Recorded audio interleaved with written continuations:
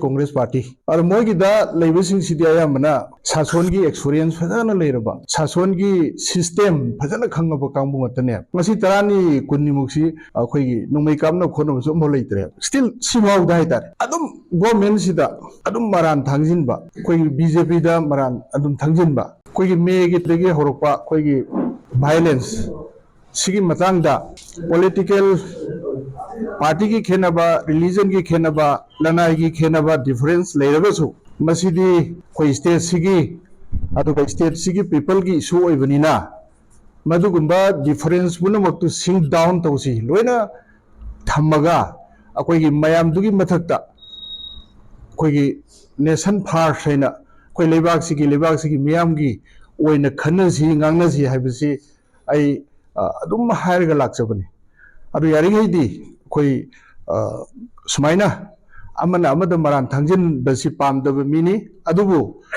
aingonda khwaidai nungaitaba ama aina phaujabasi akoigi political parties koi position daiba particularly Congress Party ar mogi da leibasing sidia mana sasongi experience fadana leiraba sasongi system fadana khangaba kangbu matane adu mohisina hek me thigi violence horokodagi hujik phawsida haitare adum koi kare haini moigi political interest adum politics tawragal to leiba hujik phanam ingthare ngasi tarani kunnimuksi koi numai kamna khonum so mo leitre still simau da haitare adum government sida adum maran thangjinba koi BJP da maran adum thangjinba adagi Amisa da adagi honorable prime minister da adum maran siraga leibase masi yam nuai ta bai tare aduna maran sibising si manungda hujik phauda akoigi aingonda gadi sahi di akoidagi halasu vote ka bade handak ta karak panina assembly da kari haigadamno kari ngangadamno ga khangpontri mai wadu mana ningde ga haina so haigibam leibane yam senior mantri go oiramba ma ado moina ngangthok sarok posi yamna unparliamentary oiba adu reasonable yam oidaba ngakta sungangba se hujiki leiri violence maite ST list changadabani khokadabani haibagi May 3 da all tribal union student union silver rally do adudagi horukpani hai gaina artase khantor bhaitare hujiki chief minister na haibududi hujiki moina khoida tarai balan makhanse matam sangna sem sarga leiramba poto hujiki maitai ST list changadabani haibasi yaningdabagi all tribal student union na sinba rally numituda moigi agenda do madui marum thopam khudung chab lorga numituda haure haibane id causes of the kenosi violence ST gi du ni haibinate adu ayamna ai haini akhoi de akhoi bedi che kai togeda koi thauri na sanpun base thauri sang mo torga sanpun lidana mase o noi sandu tal hore haibani san thauri tal le haidamni aduga khoin khangnarina bulmi bu sandugi thauri tatna thoi haiba ata khangneyeba aduida ai san tatpanate thauri tatpane no mari yepugumreba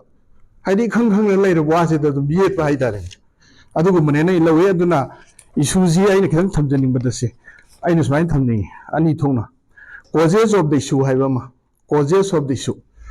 ji kai de hore no kari tawudai thore no haibagi amma thamning kai de thor kebo infiltration of illegal immigrants into Manipur, which INC accepted and arranged for permanent settlement of the illegal immigrants in the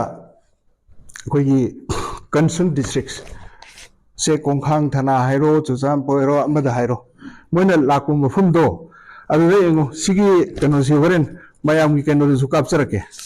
CCTC 1968 DC na matam da Manipur DC ko talera meba DC na koi kano singa koi karahani district singi officer sing de university neba sida university da hai si kari haino bo kuki refugee jingdo koi gi madugi मोइना चेलाइबा मफमसिंगदु लैबा कुकीगी भिलेजिंगी चीफसिंगदुना except तौगदबनी अदुगा मोइगी परमानेंट सेटलमेंट अरेंज तौगदबनी हाइने इबा चिठीने मतमदुदा भारत की ओइना प्राइम मिनिस्टर जी इंदिरा गांधी ने ओरगा पाली 1968 से अखोई सिदा टेरिटोरियल काउंसिल की मतमदा होइगी पाबुंग मैरांग कोइरेंग चीफ मिनिस्टर ओइबा मतमनी अदुदा आइना हाइनिंगिबदी मतमदुदगी हौना म्यांमार दा हे तंगदु लेतादबा लान थोरकांदा मोहरमदगी चेलकपा रिफ्यूजी जिंगसे कोइगी कांग्रेस पार्टी ना सुम योखटलगा थम्मे परमानेंट सेटलमेंट पीपीदना सुम योखटना थम्मे अदुनि आइना हाइजनिंगिसे अदुना मदुमाइना सुम तौरकदुना अखोइगी सिगी मरक सिदैदा अखोइगी कुकीगी कोइगी अंडरग्राउंड सिंग मिलिटेंट सिंग अयामना मोइगी लीडर जी इलिगेंट इमिग्रेंट सिंग हाइदी म्यांमार रोमदगी आइन काइना लाकपा सिंगदुना लीड तौबा मयाम सिसु लेरेएबा अदुगा लेरे मोइदुना अदुमाइना रिफ्यूजिंग लाकपा सिंगदो मदुगी चंगफम पैसेज पीबा चंगजबम पीबा मोइगी पुसलंगना होनबद मोइ मदुगी थबकतु याम कन्ना तौखले मदुगी तौखलपसिगा इरोइनना 2005 द सु सी अखोइगी असम राइफल गा कुकी की मिलिटेंट सिंगा की मरकता सु तौरे मतमदुदा ओइबोबिना चीफ मिनिस्टर ओइबो कांग्रेस की गवर्नमेंट लय मोइ मतमदुगी गवर्नमेंट दो खंगदे हाय कुकी मिलिटेंट गा असम राइफल गा खक्तनी को सु तौनरिसे गवर्नमेंट याउदे देन मीन्स गवर्नमेंट खंगदे government is suppose to be the sole authority of the state अदो मोइ खंगदना कमाय तौनरिनो आइना हंजनिंगिसे अदगी 2008 दी मणिपुर गवर्नमेंट यावरे इंडिया गवर्नमेंट यावरे अदुगी मतुंगदा मोइ मॉनिटरिंग ग्रुप हाइनदी लेरगसु मथौ अमता तौदे मोइ म्यामसी फ्रीदा टैक्स मखन मखन की टैक्स खोमदना खोतना अदगी असोमदगी ड्रग पुसलकपा अदगी पॉपी थाब डिफोरेस्टेशन तौब खोपसिदा मतमदगी गवर्नमेंट कैसु इंटरफेयर अमता तौदे फ्री ओहले अद एट द सेम टाइम मतमदुदा कोइगी अखोइ एफ कोइगी free movement regime FMR free movement regime मैना अखोइगी बाउंड्री लाइन सिगी किलोमीटर 30 से असोमदा फ्री द चंग बयाबा सोमदा फ्री द चंग बयाबा असोम नाकनदसु कुकीने तारसी सोम नाकनदसु कुकीने अनि सि सुमाइन तोन फ्री द चंगथोक चंगसिन याहल्लमने अदु मयाम खल्लगा यंबियो अदुगी फिभमदुदा करिनोबो ओयरमदोरिसि मोइना ड्रग पुसलनिंगे पुसनबा मी पुसलनिंगे पुसनबा खुसु खुलाई आम न सिंगम मयाम पुसलको कोलको मदुदा कनाना यंगदोइनबो मसिगी सांगाबो मतमसि थादोग लाकपा अदुगी थादोग लाकपसिना करी लाकेबो अखोइगी मणिपुर दा को पार्टिकुलरली सिसिपुर कांगपोकपी अदुगी टेंगनोपल को पार्टिकुलरली अदुदा नते होल ऑफ मणिपुर दनी बुबुता कई लाकेबो abnormal growth of number of refugees high tare population ji hengkale abnormal growth ay adai anauba khul masing yamna uncontrolled ayam lakhre sineba oyi film ji adagi sumaina sangaiba refugee mayam do aduna asagi deforestation to ba mass plant poppy plantation to ba gaisi moina tawrai ne adagi smuggling of drugs and arms sigi mayam si free da sangaba matam ji tawru lakpane simla sina aina causes of the violence hain thamjage aduga core issues of the present crisis si lakanda di leiriba government sina कोई ban on infiltration of illegal immigrants संग कोई यारोइन थिंबा अदगी संगसन घरबसिंग से identification तौबा अदुगा मोइजि deportation तौनबा गी थबक से अप्रैल 2023 दगी हौना कोई cabinet sub की कोई कैबिनेट अहुम की सब कमिटी में सेमगा कोई लेपाव हाकिन न चेयरमैन होरगा तौबदो अदुगी थबक सी अप्रैल दगी ने खंतोक हौरिसी अदुना टेक्नोपॉल की एरिया मोरे की एरिया कई से चंगसिन थिरु कांददी आदगी चंगाइब मीसिंगदु